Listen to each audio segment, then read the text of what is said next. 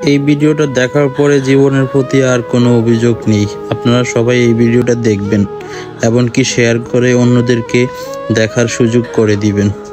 এই মেয়েটির দুইটি হাতই মনে করেন যে প্রতিবন্ধীর মতো, প্রতিবন্ধী বললেই চলে।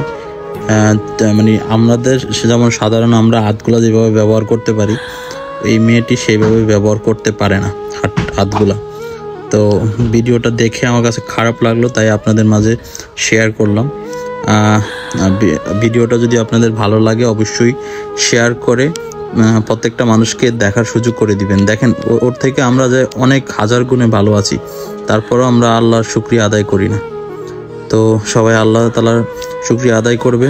আর এই ভিডিও দেখার পরে আমার কোনো জীবনের প্রতি কোনো অভিযোগ নেই, যে আল্লাহ আমাকে যেভাবে রাখছে আল্লাহ অনেক ভালো রাখছে। প্রত্যেকটা মানুষকে যে যার জায়গা থেকে ভালো